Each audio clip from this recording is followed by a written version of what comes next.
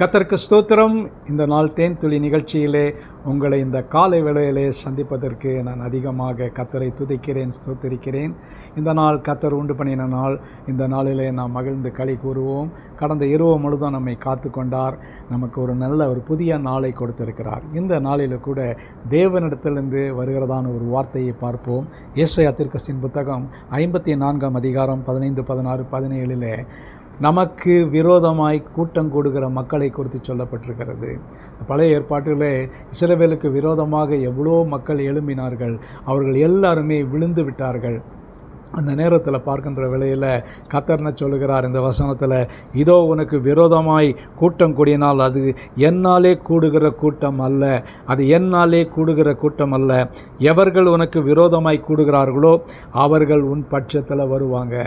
இது ஒரு பெரிய வாக்குத்தத்தமான ஒரு காரியம். எவர்களெல்லாம் உனக்கு விரோதமாய் எழும்புகிறார்களோ, ஒருவேளை உன்னுடைய அலுவலகத்தில் இல்லாவிட்டால் உன்னுடைய பிஸ்னஸில் எந்த ஒரு இடத்திலும் கூட நமக்கு விரோதமாக பலர் எழும்பக்கூடிய நிலையில் இருப்பார்கள். பொறாமை, எரிச்சலின் வன்கண்களினாலே அநேக எழும்புவார்கள். அப்படிப்பட்ட நிலையில் தேவன் நம்ம சொல்கிறார், உனக்கு விரோதமாக எழும்புகிறவர்கள் உன் பட்சத்தில் வருவார்கள், உன்னோடு கூட இருப்பார்கள் என்று சொல்கிறார். அதோட 17வது வசனத்தை நான் உங்களுக்கு கடந்து செல்ல விரும்புகிறேன்.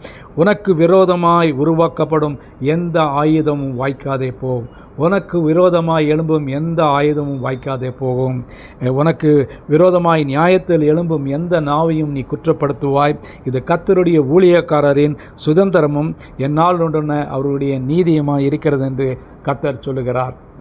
கிறிஸ்துவுக்குள் பிரியமானவர்களே, இந்த உலகத்தில் உங்களுக்கும் எனக்கும் எத்தனை விதமான ஆயுதங்கள் உருவாக்கப்பட்டாலும் அந்த ஆயுதங்கள் எல்லாம் இயேசு கிறிஸ்துவின் விலையேற பெற்ற நாமத்தினாலே, அவருடைய இரத்தத்தினாலே, அவருடைய சிலுவை பாடுகளினாலே நமக்கு அவர் சம்பாதித்து கொடுத்த இந்த ஒரு பெரிய ரட்சிப்பினாலே நமக்கு விரோதமாக எழும்பக்கூடிய எல்லா ஆயுதமும் வாய்க்காதே போகும். அது செயல்படாது. It will not act upon that. ஒரு காரியத்திலும் அது செயல்படாத காரியமாக இருக்கும். ஆகவே இந்த நாளில் கூட உங்களுக்கு யாராவது விரோதமாக இருந்தார்கள் என்று சொன்னால், உங்களுடைய குடும்பத்துக்கு விரோதமாக இருப்பான்னு சொன்னால், நீங்கள் செய்ய வேண்டிய காரியம் எல்லாமே அவர்களுக்காக நீங்கள் ஜெபியுங்கள். யோபு தன்னுடைய சிநேகருக்காக ஜெபித்தான், அவருடைய சிறையிருப்பை நீக்கினார். அதோடு கூட உங்களுக்கு விரோதமாக யார் கூட்டம் கூடினாலும் அது வாய்க்காதே போகும். அவர்கள் உங்களுடைய பட்சத்தில் உங்களோடு சிநேகம் பாராட்டுவார்கள், உங்களோடு கூட இணைவார்கள். இதுதான் தேவன் இந்த நாளிலே உங்களுக்கு கொடுக்கிறதான ஒரு பெரிய வாக்குத்தத்தமான ஒரு வார்த்தையாக இருக்கிறது. இதை பற்றி பிடித்து கொள்ளுங்கள். நிச்சயமாக இந்த நாள் உங்களுக்கு ஒரு ஆசீர்வாதமான ஒரு நாளாக அமையும்.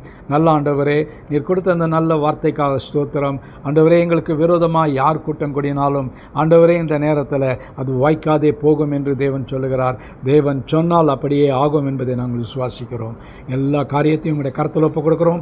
இந்த நாள் எங்களுக்கு ஒரு பாதுகாப்பின் நாளாக இருக்க எங்களுக்கு கிருபை செய்யுங்க. மீட்பர் இயேசுவின் நாமத்தில் ஜெபிக்கிறேன் நல்ல பிதாவே. ஆமேன், ஆமேன்.